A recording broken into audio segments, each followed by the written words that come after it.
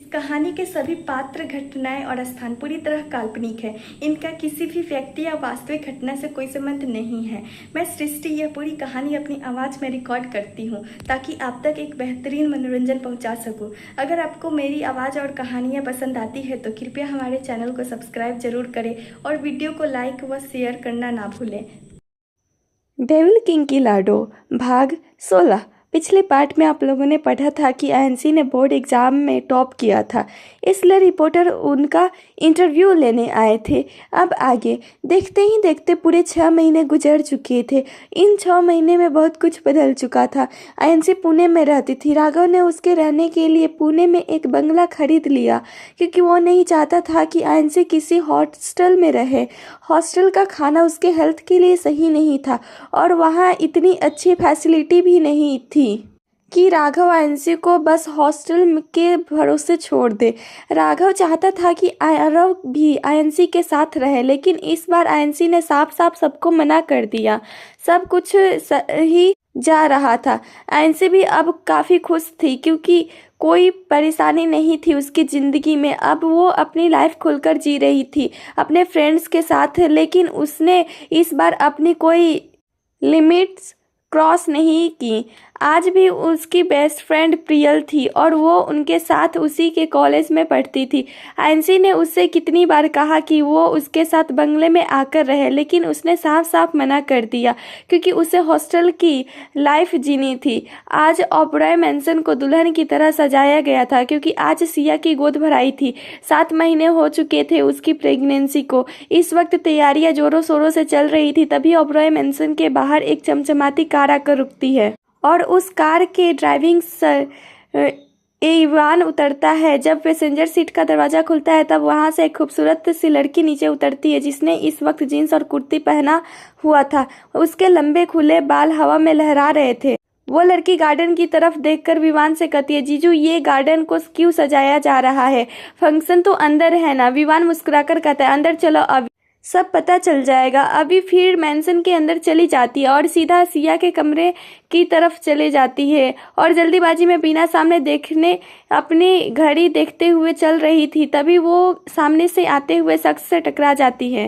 गिरने के डर से अभी कसकर अपनी आंखें बंद कर लेती है, लेकिन जब उसे महसूस होता है कि वो नहीं गिरी तब वो धीरे धीरे अपनी आंखें खोलती है। अपनी आंखें खोलने के बाद उसकी आंखें उस शख्स की आंखों से जा मिलती है जिसने इस वक्त उसे थाम रखा था। उस शख्स को अपने करीब देख अभी की सांसें तेज हो जाती है। इस वक्त उसका दिल जोरों से धड़क रहा था, जैसे अभी उछलकर बाहर आ जाएगा, क्योंकि उससे गिरने से बचाने वाला कोई और नहीं बल्कि आरव था। इस वक्त आरव का हाथ अभी के कमर पर था, वहीं अभी के दोनों हाथ आरव के गले पर। उन दोनों की नजरें आपस में उलझी हुई थी। सिर्फ अभी की नहीं, आरव का दिल भी अभी की करीबी से काफी जोर से धड़क रहा था। वो दोनों अभी एक दूसरे में खोए हुए ही थे। तभी उन्हें किसी की खिलखिलाकर हंसने की आवाज आती है। हंसने की आवाज सुन वो दोनों झट से एक दूसरे से दूर होते हैं। अभी और आरव एक दूसरे से नजरें चुरा रहे थे। आयंसी हंसते हुए कहती है, क्या कर रहे थे आप दोनों? मैं भैया को बताऊंगी। इतना बोला आयंसी वहां से चली जाती है। तब आरव जल्दी से जाकर आयंसी को गोद में उठाकर कहते हैं, पागल लड़की, मरवाना है क्या? किसी को कुछ मत बताना, चॉकलेट दूंगा। आयंसी आंखें टिमटिमाते हुए कहती है, डॉल्स भी और शॉपिंग भी करवाओगे? आरव ओके। अभी वहां से जल्दी से 9-2-11 हो जाती है। आयंसी उसे जाते देख आरव से मुस्कुराकर कहती है, भैया आप अभी दी से प्यार करते हो ना? आरव उसको लेकर सीढ़ियां चढ़ते हुए कहता है, बहुत शैतान हो गई हो तुम। आयंसी, मैं शैतान नहीं हूँ, मैं तो प्रिंसेस हूँ आप लोगों की। इतना बोल वो खिलखिलाकर हंस देती है। उसकी हंसी देख आरव भी मुस्कुरा देता है। सिया का कमरा। तानी सिया को साड़ी पहना रही थी। सिया खुद को आईने में देखते हुए कहती है, ये साड़ी ठीक तो लग रहा है ना मुझ पर? मैं ज्यादा मोटी तो नहीं लग रही हूँ ना? तानी साड़ी में पिन लगाते हुए कहती है, कुछ मोटी नहीं लग रही है। तू बेबी होने के बाद डाइट फॉलो कर लेना, सब ठीक हो जाएगा। वो दोनों अपने में ही बिजी थे। तभी उनके कानों में एक प्यारी सी आवाज सुनाई देती है, दी। वो दोनों आवाज की दिशा में देख जहां इस वक्त अभी खड़ी थी और मुस्कुराते हुए उन्हीं की ओर देख रही थी। अभी को अपने सामने देख उन दोनों की आंखों में चमक आ जाती है। वो अभी जल्दी से जाकर सिया के गले लग कहती है, कांग्रेचुलेशन दी, मैं बहुत खुश हूँ। सिया भी मुस्कुराकर कहती है, मैं भी बहुत खुश हूँ इतने वक्त बाद तुझे यहाँ देखकर। मुझे तो लगा था तू यहाँ आएगी ही नहीं। आवी ऐसे ही सिया के गले लग कहती है, क्यों नहीं आती, मैं तो बहुत पहले आ जाती लेकिन छुट्टी ही नहीं मिल रही थी। फिर सिया से अलग होकर कहती है, दी ये बाहर गार्डन को क्यों सजाया गया है। सिया हाथों में चूड़ियां पहनते हुए कहती है, आज शाम आरव की सगाई है इसलिए गार्डन को सजाया जा। आरव की सगाई की बात तो सुन अभी के पैरों तले जमीन खिसक जाती है। उसे एक ही पल में अपना दिल डूबता हुआ महसूस होता है रहा था। इस वक्त उसे सांस भी नहीं आ रही थी। अभी खुद के जज्बातों को काबू में कर कहती है, किसके साथ है सगाई, तानी शाम को आएंगे वो लोग, तो मिल लेना। मैं चाहती हूँ थी तेरे साथ ही हो उसकी शादी, लेकिन तुम दोनों तो हमेशा लड़ते रहते हो। अभी बिना कुछ कहे कमरे से बाहर भाग जाती है। उसे ऐसे जाते देख तानी कहती है, इसे क्या हुआ। अभी कमरे से निकल जाती है और जैसे वहां से भाग अपने कमरे की तरफ जाने वाली होते सामने से आ रहे आरव से टकरा जाती है। आरव को देख फिर उसका दिल जोरों से धड़कने लगता है, लेकिन आरव तो एकटक अभी के लाल आंखों को देख रहा था। उसे देख उसे अलग सी ही बेचैनी हो रही थी। अभी बिना कुछ कहे वहां से चले जाती है। उसको ऐसे जाते देख आरव खुद से कहता है, इसे क्या हो गया। पहले तो हरदम लड़ते रहती थी लेकिन आज इसकी आंखों में कुछ और ही नजर आ रहा था मुझे। फिर वो भी अपना सर झटक वहां से जाने लगता है। तभी आयंसी उसके पास आ जाती है और उसका हाथ पकड़ कहती है, भैया चलो। आरव उसके पीछे पीछे जाते हुए कहता है, कहाँ ले जा रही हो बच्चा। आयंसी बिना कुछ कहे उसे अपने कमरे में ले जाती है और बेड पर पड़े ड्रेस की तरफ देखते हुए कहती है, मेरी हेल्प कर दो। आरव बेड की तरफ देखता है जहाँ इस वक्त लहंगा रखा हुआ था। उसे देख वो आयंसी से कहता है, इसे पहनने में मैं क्या हेल्प करूं। आयंसी अपने कमर पर हाथ रख कहती है, दुपट्टा पहनने में हेल्प करो क्योंकि ये मुझसे नहीं होता। मेरे आने तक जाना मत वरना भैया को बता दूंगी। इतना बोल वो लहंगा लेकर क्लोजेट में चले जाती है। आयंसी का कमरा। आयंसी जल्दी से क्लोजेट से बाहर आती है। इस वक्त उसने बहुत प्यारा सा नीले रंग का लहंगा पहना रखा था और उस पर स्लीवलेस ब्लाउज जिसमें उसकी गोरी कमर साफ साफ नजर आ रही थी। आयंसी जल्दी से आती है और बेड पर रखा दुपट्टा आरव को देकर कहती है, भैया इसको जल्दी से सेट करो। आरव को समझ नहीं आ रहा था कि वो क्या करे। उस दुपट्टा को अच्छे से सेट करते हुए कहता है, आंसू तुम्हें ये काम तानी भाभी से करना चाहिए था ना। आयंसी अपनी प्यारी सी आवाज में कहती है, आज मम्मा को स्पेशल डे है इसलिए तानी भाभी मामा को रेडी कर रही है। आयंसी कुछ सोचते हुए कहती है, जब मेरे टमी में छोटू सा बेबी आएगा तब भैया मेरे लिए भी पार्टी करेंगे। आयंसी की बातें सुना रहा उसके तरफ देखता है। उसे समझ नहीं आता कि अब वो क्या जवाब दे। तभी विवान कमरे में आते हुए कहता है, आंसू अभी तो तुम खुद हम तीनों की बेबी हो। अभी तो हमें अपने छोटू बेबी को संभालना है। विवान की बातें सुन आयंसी आंखें छोटी कर अपने कमर पर हाथ रख उससे कहती है, मैं छोटी बेबी नहीं हूँ, मैं बड़ी हूँ। आयंसी ये सब बोलते हुए बहुत प्यारी लग रही थी। विवान उसके पास जाकर प्यार से उसका माथा चुमकर कहता है, मेरी आंसू छोटी बेबी थोड़ी है, वो तो बहुत प्यारी सी गुड़िया है। आयंसी मुस्कुराकर ड्रेसिंग टेबल के पास जाती है और वहां से एक सुंदर सा कमरबंद लेकर आके विवान को देकर कहती है, भैया इसे पहना दो। विवान उस कमरबंद को अपने हाथ में लेकर कहता है, बेटू ये मत पहनो, आपको चोट लग जाएगी इससे।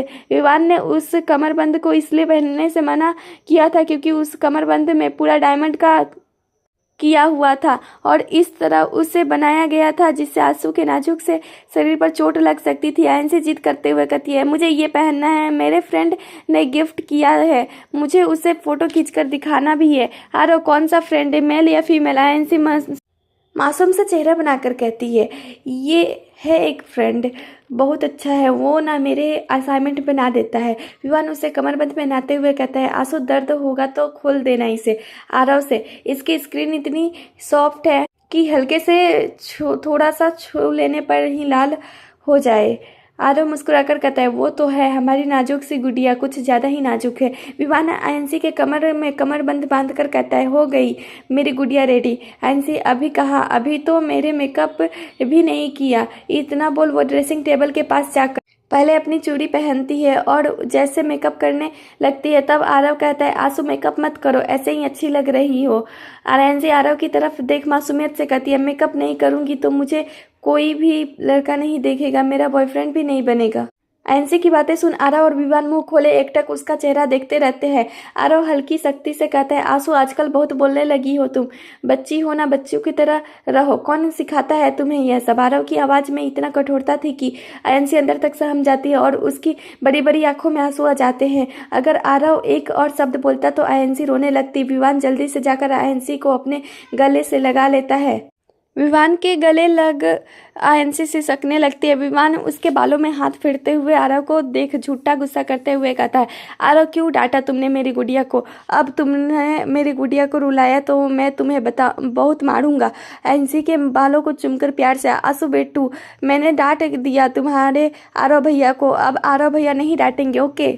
आयंसी अभी भी सिसक रही थी।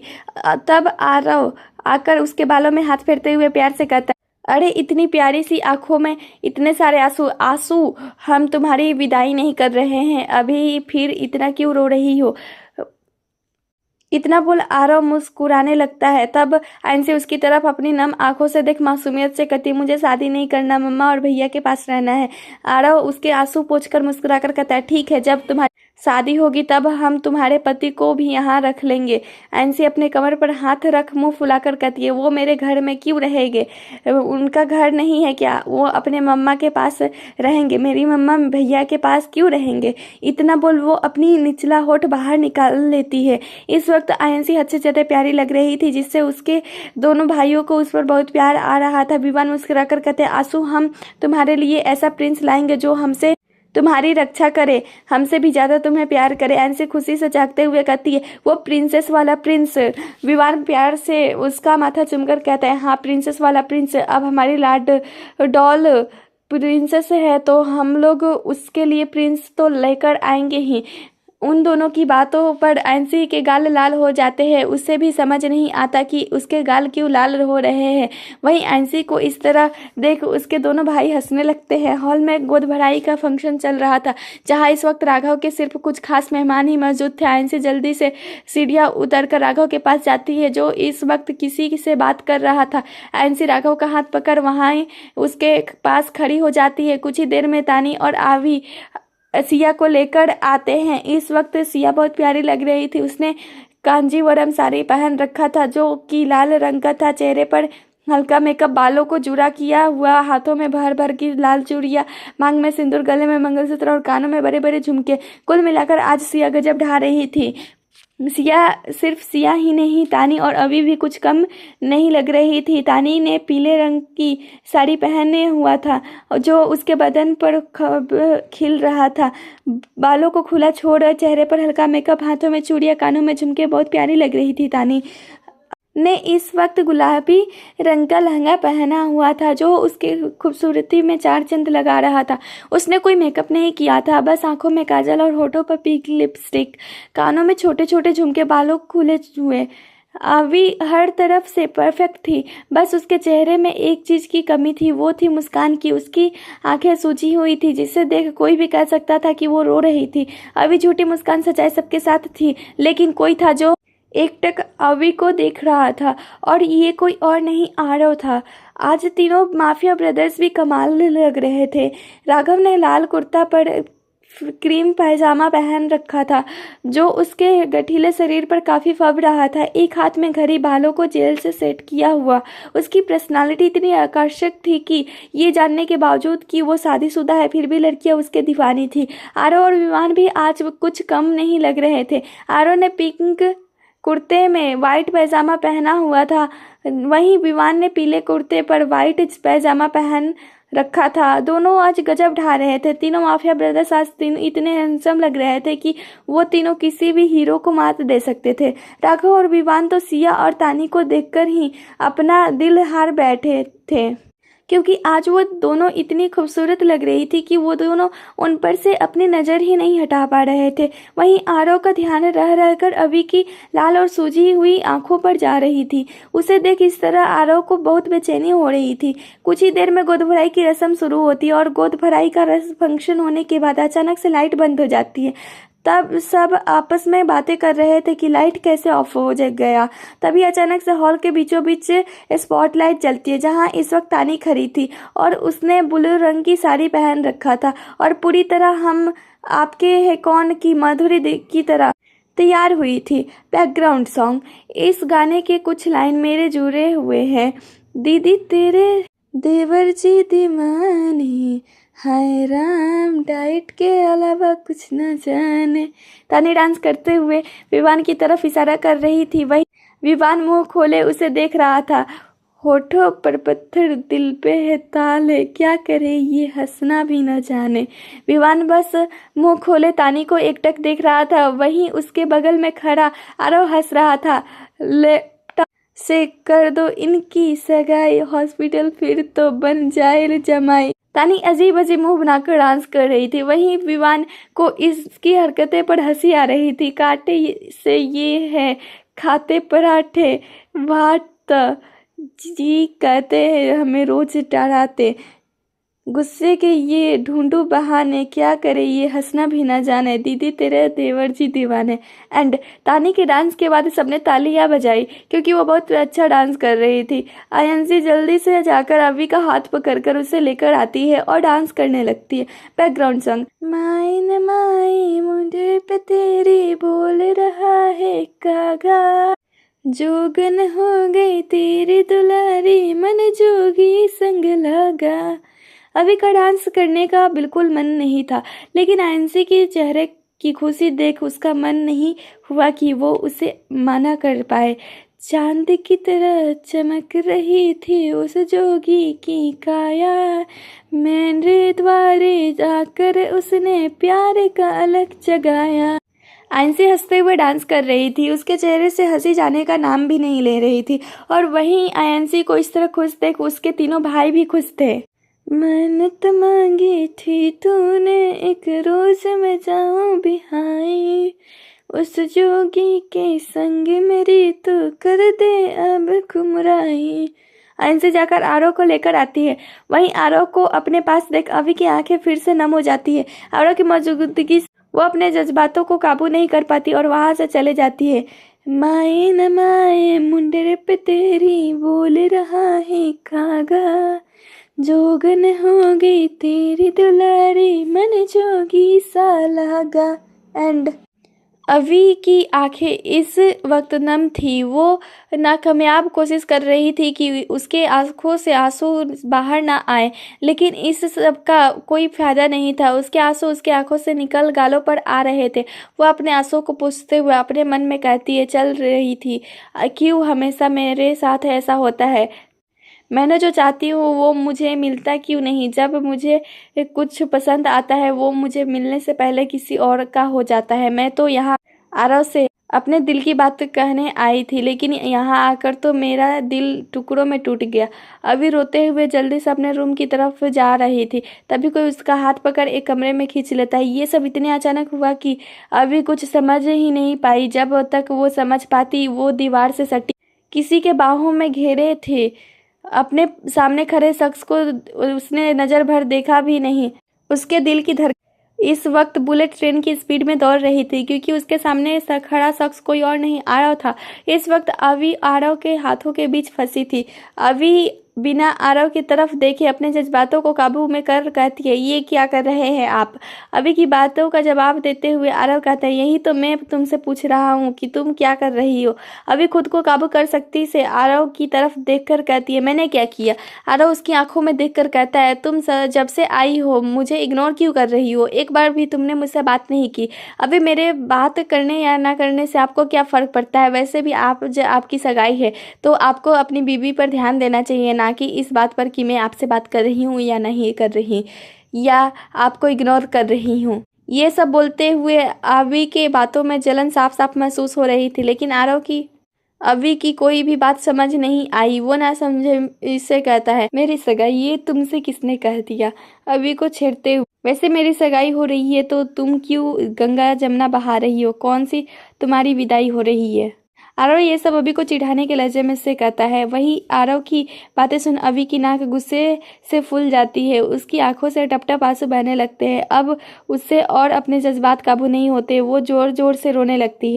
उसे इस तरह रोते देख आरव परेशान हो जाता है। वो अभी का चेहरा अपने हाथों में भरकर परेशान होते हुए कहता है, अरे तुम्हें क्या हो गया, इस तरह क्यों रो रही हो।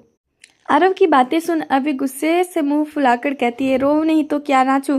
आप नहीं समझोगे, जब किसी का प्यार उससे दूर जाता है तो कैसा लगता है। इतना बोल वो फिर से रोने लगती है। रोने के कारण उसके नाक और गाल पूरी तरह लाल हो गए थे, जिससे वो बहुत प्यारी लग रही थी। आरव अपनी हंसी कंट्रोल करते हुए कहता है, कौन है तुम्हारा प्यार जो तुमसे दूर जा रहा है? आरव की बातें सुन अभी चिढ़ते हुए उसके सीने पर मारते हुए कहती है, आप बहुत गंदे हो। आपको बिल्कुल भी मेरे जज्बातों की कदर नहीं है। आपको मेरे आंखों में अपने लिए प्यार नजर नहीं आता क्या? अभी के इतना कहते ही आरव उसके हाथों को पकड़ उसके आंखों में देखते हुए कहता है, तुम मुझसे प्यार करती हो? अभी अपने नाम आंखों से उसके आंखों में देखते हुए कहती है, बहुत प्यार करती हूँ मैं आपसे रूधे गले से, लेकिन आप शायद मुझसे प्यार नहीं करते। अभी के इतना कहते ही आरव उसके मुलायम होठों पर अपने होठ रख देता है। आरव की इस हरकत से अभी का शरीर सुन्न हो गया था। 1 मिनट किस करने के बाद आरव उससे अलग होकर उसे मदहोशी से देखते हुए कहता है, अब तुम्हें अपने सवालों का जवाब मिल चुका होगा। आरव की नजरों की तपिश उसने सहन नहीं हो रही थी। वो अपनी नजरें झुका लेती है। इस वक्त उसके गाल कश्मीरी सेब जैसे लाल थी। हया की लाली उसके चेहरे पर साफ नजर आ रही थी। आरव फिर अभी का चेहरा अपने हाथों में थामता है और फिर से उसके होठों पर अपनी होठ रख देता है। इस एहसास को महसूस कर अभी भी अपनी आंखें बंद कर लेती है।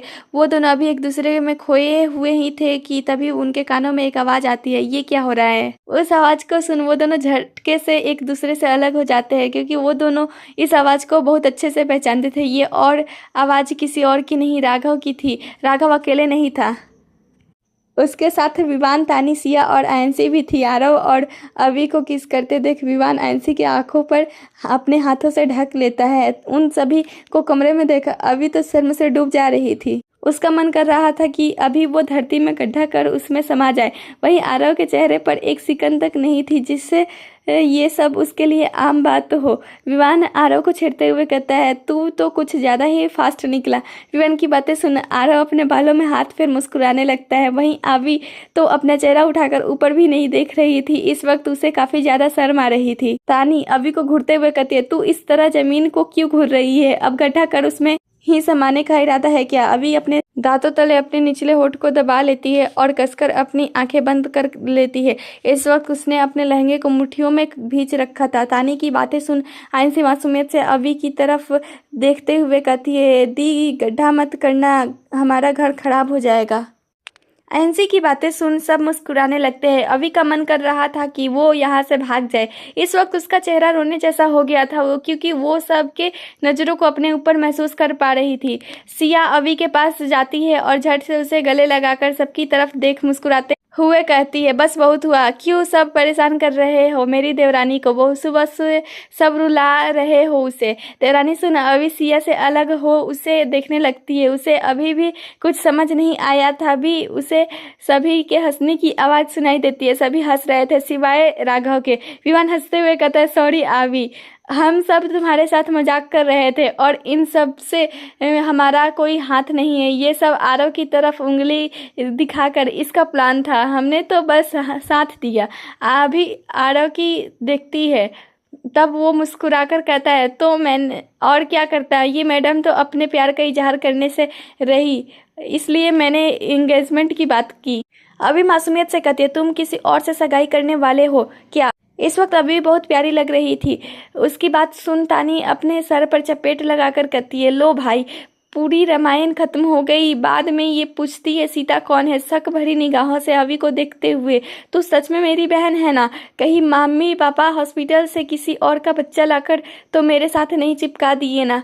तानी की बातें सुन अभी गुस्से से चिढ़ते हुए कहती है, दी आपको ही मम्मी पापा ने कचरे से डब्बे से उठा गया होगा। अभी की बातों पर विवान तपाक से कहता है, ये तो सही कहा तुमने। इतना बोलो मुस्कुराने लगता है। तभी उसे किसी की घुरती हुई नजर अपने ऊपर महसूस होती है। जब वो अपने बगल देखता है तब तानी उसे खा जाने वाली नजरों से देख रही थी। तानी को गुस्से में देख विवान जल्दी से अपना मुंह बंद कर लेता है। आरव अभी का चेहरा अपने हाथों में थामकर कहता है, आज हम दोनों की सगाई है। मैं अपनी छिपकली के अलावा किसी और से सगाई कर सकता हूँ क्या? इतना बोल वो अभी के माथे को चूम लेता है। तब विवान जल्दी से आयंसी के आंखों को ढककर आरव से कहता है, कुछ तो शर्म कर, हम लोग यहाँ हैं और हमारे साथ एक बच्ची भी है। आयंसी अपने आंखों से विवान का हाथ हटाकर गुस्से में कहती है, मैं बच्ची नहीं हूँ, मैं बड़ी हूँ। आरव हंसकर विवान से कहता है, सुन लिया? शाम का वक्त था और आज आरव और अवी की सगाई थी। राघव अपने कमरे में तैयार हो रहा था। इस वक्त उसने ब्लैक कलर का 3 पीस सूट पहन रखा था जिसमें बहुत ज़्यादा हैंडसम लग रहा था। उसके जेल से सेट किए हुए बाल, उसकी ट्रिम की हुई दाढ़ी और पर्सनालिटी में 4 चांद लगा रहे थे। सिया राघव की टाई बांधते हुए कहती है, पार्टी में लड़कियों से दूर रहना, पता चला किसी कली चुलैर ने नज़र लगा दिया। सिया की बातें सुन राघव मुस्कुराते हुए उसके नाक से अपना नाक रब करते हुए कहता है, तुम्हें चिंता करने की ज़रूरत नहीं है क्योंकि तुम्हारी छोटी जासूस मुझे पार्टी में अकेले नहीं छोड़ने वाली है। सिया मुस्कुराकर उसके गाल में अपने बाहें लपेट के कहती है, ये तो है, जब तक हमारी बच्ची है वो हमारे बीच किसी को आने नहीं देगी। राघव उसके माथे को चूमकर कहते हैं, अपना ख्याल रखना और दवाई लेकर सो जाना। सिया, पार्टी घर के बाहर है, 7 समुंदर पार नहीं जो आप इतनी हिदायत दे रहे हैं। इतना बोलो मुस्कुराने लगती है। सिया पार्टी में नहीं जा रही थी क्योंकि सुबह उसकी गोद भराई थी जिस वजह से वो काफ़ी थक गई थी। आरव ने कहा था कि वो एंगेजमेंट किसी और दिन करेगा लेकिन सिया ने मना कर दिया। ग्राउंड को काफ़ी अच्छे तरीके से सजाया गया था। काफ़ी सारे मेहमान आ चुके थे। कुछ ही देर में आरव और विवान भी आ जाते हैं। आरव ने आज नीले रंग की 3 पीस सूट पहना हुआ था जिसमें वो काफ़ी ज़्यादा आकर्षक लग रहा था। वहाँ आई कुछ लड़कियां तो आरव के ऊपर से अपनी नज़रें नहीं हटा पा रही थी। उसने इस वक्त अभी से बहुत ज़्यादा जलन हो रही थी। सिर्फ आरव नहीं, आज विवान भी काफ़ी हैंडसम लग रहा था। उसने काले रंग का 3 पीस सूट पहन रखा था। पार्टी का थीम रेड एंड ब्लैक था जिससे कारण उस सभी ने आज रेड एंड ब्लैक ही पहन रखा था। राघव अपने गेस्ट से बात कर रहा था, वहीं विवान आरव के साथ खड़ा था। आरव अभी को देखने के लिए कुछ ज्यादा ही बेचैन हो रहा था। उसे इस कदर बेचैन होता देख विवान उसे छेड़ते हुए कहता है, सब्र कर, आती होगी, इतना उतावला होना अच्छी बात नहीं है। आरव कुछ कहता है तभी उसका ध्यान सामने आ जाता है जहां सामने देख उसकी सांसें थम जाती है क्योंकि सामने से नीले रंग की खूबसूरत से लहंगे में अभी उसके तरफ चली आ रही थी। आज अभी किसी हुर की परी से कम नहीं लग रही थी। चेहरे पर हल्का मेकअप, फोटो पर पिंक लिपस्टिक, बालों को खुला छोड़ उसे फूलों से सजाया गया था। हाथों में चूड़ियां, कानों में डायमंड की ईयरिंग, इन सब पर उसके होठों की मुस्कान और उसकी झुकी हुई पलकें, उफ क्या लग रही थी अभी। आरव तो अपनी नजरें हटाना तक भूल गया। वो एकटक मुंह खोले अभी को देख रहा था। तभी विवान उसका मुंह बंद कर धीरे से उसके कान में कहता है, मुंह बंद कर ले वरना मक्खी घुस जाएगी। इतना बोल वो जैसे मुस्कुराते हुए सामने देखता है। इस बार उसकी दिल की धड़कनें रुक गई क्योंकि अभी के साथ तानी थी जिसने लाल रंग की ग्लिटर वाली साड़ी पहन रखा था और उस पर स्लीवलेस ब्लाउज, चेहरे पर हल्के मेकअप के साथ लाल लिपस्टिक, कानों में डायमंड के ईयरिंग, हाथों में लाल रंग की चूड़ियां, बालों को खुला छोड़ रखा था। कुल मिलाकर तानी बहुत खूबसूरत लग रही थी। तानी को देख विवान अपना थूक गटक मन में कहता है, आज ये लड़की पक्का अपनी अदाओं से मेरी जान लेगी। तानी से नजरें हटाने के बाद उसकी ध्यान आयंसी पर जाता है जिसे देख उसके होठों पर मुस्कान आ जाती है। आयंसी ने ब्लैक कलर का ग्लिटर वाला स्लीवलेस गाउन पहना हुआ था जो उसके गोरे रंग पर काफी फब रहा था। चेहरे पर मेकअप के नाम पर बस आंखों में काजल और होठों पर पिंक लिपस्टिक, बालों को खुला छोड़ नीले से कर्ल रखकर रखा था। कानों में छोटे छोटे डायमंड के ईयरिंग और एक हाथ में डायमंड का ब्रेसलेट। इस वक्त आंसी के हाथों में सगाई की अंगूठी वाली प्लेट थी और वो अपने एक हाथ से ड्रेस उठाए और दूसरे हाथ में प्लेट पकड़े चल रही थी। इस वक्त वो काफ़ी ज़्यादा प्यारी लग रही थी। उसके होठों की प्यारी सी मुस्कान देख कुछ लोग उस मासूम बच्ची की मुस्कान में ही खो गए। अभी को आरव के बगल खड़ा कर दिया गया जाता है और अब तक राघव भी स्टेज में आ गया था। कुछ ही देर में वो दोनों एक दूसरे को रिंग पहना देते हैं। इस वक्त दोनों के चेहरे पर अलग ही खुशी थी। तभी वहाँ गाना बजता है और पार्टी में मौजूद कुछ लोग कपल डांस करने लगते हैं। उसमें आरव, अभी और विवान, तानी भी थे। आयंसी भी राघव का हाथ पकड़ डांस करने चली जाती है और आयंसी के चेहरे की खुशी देख राघव उसे मना नहीं करता। बैकग्राउंड म्यूजिक, जब जब तेरे पास में आया सुकून मिला, जिसे मैं था भूलता आया वो वजूद मिला। आरव, अवी और विवान, तानी एक दूसरे की आंखों में खोए हुए थे, डांस कर रहे थे। वहीं आयंसी राघव का हाथ पकड़ गोल गोल घूम रही थी। उसे ये सब करके बहुत मजा आ रहा था। फिर मोहब्बत करने चला है तू दिल, यहीं रुक जा जरा, फिर मोहब्बत करने चला है तू। सभी काफी खूब आयंसी के होठों से मुस्कान जाने का नाम ले ही रहे थे। वहीं उस पार्टी में कोई ऐसा भी था जो एकटक आंसी के ऊपर से नीचे देखते हुए अपने मन में कहता है, कुछ पल की खुशियाँ, फिर अंधेरी रात। इस वक्त उसके होठों पर डेविल स्माइल थी। आज ओबरॉय मैंसन में काफ़ी चहल पहल थी। वैसे तो हर दिन चहल पहल होती है, लेकिन आज कुछ खास था। आज रक्षाबंधन का त्यौहार था। आज के दिन का इंतजार तीनों माफिया ब्रदर्स बड़ी शिद्दत से करते हैं, क्योंकि आज के दिन उनकी नन्ही सी गुड़िया उसकी कलाई पर राखी बांधती है। तीनों भाई उस वक्त हॉल में मौजूद थे। तीनों आज गजब के हैंडसम लग रहे थे। इस वक्त उन तीनों ने 3 पीस सूट पहन रखा था, क्योंकि उन्हें मीटिंग में जाना था। वो तीनों सोफे पर बैठे आयंसी का इंतजार कर रहे थे। तभी उनके कानों में पायल की आवाज़ आती है। इस आवाज़ को सुन उनके होठों पर मुस्कान आ जाती है, क्योंकि ये पायल की आवाज़ किसी और की नहीं, आयंसी की थी। उसने इस वक्त सफ़ेद से लाल बॉर्डर वाला लहंगा पहना था। उस लहंगे का ब्लाउज लाल कलर का था। लहंगा देखने में खूबसूरत था। ये कहना पाना मुश्किल था कि लहंगा पहनने से पहले खूबसूरत या आयंसी के पहनने से खूबसूरत हो गया। आयंसी ने कोई मेकअप नहीं किया था, बस आंखों में काजल और होठों पर पिंक लिपस्टिक, बालों को खुला छोड़ रखा था, कानों में छोटे छोटे झुमके और हाथों में चूड़ियाँ। कुल मिलाकर आयंसी बहुत खूबसूरत लग रही थी। उसके चेहरे से मुस्कान जाने का नाम ही नहीं ले रही थी। इस वक्त उसकी मुस्कान कुछ इस प्रकार थी जैसे कोई गुलाब खिला हो। आयंसी हाथों में पूजा की थाली लेकर अपने भाइयों के पास पहुंचते और तीनों की आरती उतार उनका तिलक करती है। फिर उसकी सुनी कलाइयों में राखी बांधती है। राघव उसके सर पर प्यार से हाथ रखकर कहता है, क्या गिफ्ट चाहिए गुड़िया? अरे हाँ आंसू, क्या चाहिए तुम्हें? विवान, तुम जो मांगोगी वो मिल, आखिर तुम हमारी एकलौती प्रिंसेस हो। आयंसी एक नज़र उन तीनों को देखती है, फिर मुस्कुराकर कहती है, मुझे गिफ्ट नहीं चाहिए, क्योंकि मेरे पास तो सब कुछ पहले से है। मुझे आप तीनों से एक प्रॉमिस चाहिए। आरो असमंजस से कहता है, कैसा प्रॉमिस? आयंसी अपना हाथ आगे कर कहती है, मुझे आप लोगों से ये प्रॉमिस चाहिए कि आप लोग हमेशा मेरे साथ रहेंगे। मैं जब भी आप लोगों को बुलाऊं, आप लोग हमेशा मेरे पास आओगे। इतना बोल वो अपनी बड़ी बड़ी गुड़िया जैसे आंखों टिमटिमाते हुए उन्हें देखती है। इस वक्त वो हद से ज्यादा मासूम और प्यारी लग रही थी। उसे इस तरह देख उसके भाइयों को उस पर बहुत प्यार आ रहा था। वो तीनों उसके नाजुक से हाथ पर अपना हाथ रख देते हैं। राघव कहता है, तुम जब भी हमें बुलाओगी भैया तुम्हारे पास जरूर आएंगे। वो दोनों भी राघव की हाँ में हाँ मिलाते हैं और आयंसी को झट से गले लगा लेते हैं। कुछ देर गले लगने के बाद आयंसी उनसे दूर होकर कहती है, अच्छा अब मैं चलती हूँ। राघव, कहाँ जा रही हो? आयंसी कुछ कहती उससे पहले ही सिया वहाँ आते हुए कहती है, आप भूल गए, आज आंसू वापस पुणे जाने वाली हैं। राघव, ओह सॉरी, मैं भूल गया था। आयंसी से, चलो आंसू मैं तुम्हें छोड़ देता हूँ। आयंसी, बिल्कुल भी नहीं, मुझे अकेले जाना है, मैं चली जाऊंगी ड्राइवर अंकल के साथ। इतना बोल वो मासूम सा चेहरा बना राघव को देखती है। तब राघव कहते हैं, आंसू अकेले कैसे जाओगी तुम? कोई भी आयंसी को अकेले जाने देने के लिए तैयार नहीं था। आयंसी जिद करते हुए कहती है, मैं चली जाऊंगी, जाने दो ना। अचानक से आप लोग तो ऐसे रिएक्ट कर रहे हैं जैसे मैं जाऊंगी तो सही सलामत वापस आऊंगी ही नहीं। वो इतना ही कहती है कि तभी राघव हल्के तेज आवाज में कहता है, आंसू।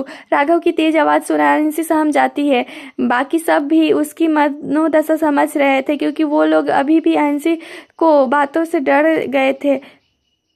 राघव खुद को शांत कर झट से आयंसी को गले लगा लेता है और उसके बालों में हाथ फेरते हुए कहता है, बेटू आज बोल दिया, दोबारा ऐसे मत बोलना। भैया तुम्हें कभी दूर खुद से जाने नहीं देंगे। विवान, आंसू तुम्हें अकेला जाना है ना तो जाओ, लेकिन हमें कॉल करते रहना। आयंसी राघव से अलग हो विवान को देखते कर कहती है, ओके भैया। सिया आयंसी को गले लगा लेती है। इस वक्त उसका दिल काफ़ी ज़्यादा घबरा रहा था। उसका बिल्कुल भी मन नहीं था कि वो आयंसी को भेजे। उसका दिल से यही आवाज़ आ रही थी कि अगर उसने अपनी बच्ची को जाने दिया तो वो उसे हमेशा के लिए खो देगी। सिया ने अपने ख्यालों को झटका और उसे जाने दिया। आयंसी जैसे जैसे कदम बढ़ा रही थी वैसे वैसे उन्हें लग रहा था कि उनका कोई अपना उनसे बहुत दूर जा रहा है। कुछ ही देर में आयंसी वहां से चली जाती है। आयंसी की कार सुनसान सड़क पर चल रही थी। दूर दूर तक बस जंगल ही जंगल नजर आ रहे थे। अचानक से गाड़ी रुक जाती है। ऐसे अचानक से सुनसान सड़क पर गाड़ी रुकने पर आयंसी डर जाती है। वो ड्राइवर से कहती है, क्या हुआ अंकल? ड्राइवर सामने देखते हुए कहता है, किसी ने रास्ते पर बड़ा सा पत्थर रख दिया है बेटिया, मैं देख कर आता हूँ। इतना बोल वो जैसे गाड़ी से उतरता है उसी वक्त उस ड्राइवर पर अंधाधुंध फायरिंग होती है, जिससे कुछ ही पल में वो खून से लथपथ जमीन पर गिर जाता है। ये नज़ारा देख आयंसी बहुत ज़्यादा डर जाती है और रोने लगती है। तभी वहाँ वहाँ चेहरे पर मास्क लगाए कुछ लोग आते हैं और एनसी के चेहरे पर कुछ स्प्रे करते हैं, जिससे कुछ ही सेकंड में वो बेहोश हो जाती है। एनसी के बेहोश होने पर वो लोग उसे उठा वहाँ से ले जाते हैं। राघव इस वक्त कंस्ट्रक्शन साइट पर था। वो वहाँ काम देख रहा था, तभी उसने के फ़ोन पर किसी का कॉल आता है। वो जैसे कॉल रिसीव कर पलटता है, वहाँ दीवार पर लगे कील में उसकी कलाई में बंधी राखी का डोर फंसकर टूट जाती है। राघव बिना सामने वाले की बातें सुन फ़ोन कट कर देता और नीचे झुककर टूटी हुई राखी को उठा उसे चूमकर मुट्ठी में भरकर कहता है, ये मेरी प्रिंसेस की निशानी है। भले ये टूट गई, लेकिन मैं इसे खुद से दूर नहीं करूँगा और ना अपनी प्रिंसेस को कुछ होने दूंगा। इतना कहा वो उस पॉकेट में रख लेता है। आगे की कहानी अगले भाग में पढ़िए। तब तक के लिए धन्यवाद। मेरे साथ ये कहानी सुनिए दोपहर 12:30 बजे और अपनी समीक्षा देना ना भूलें। चैनल पर नए हैं तो चैनल को सब्सक्राइब करें और सुनिए रोज़ एक नई कहानी। तब तक के लिए आप हमारी पुरानी कहानियों को भी सुन सकते हैं। धन्यवाद।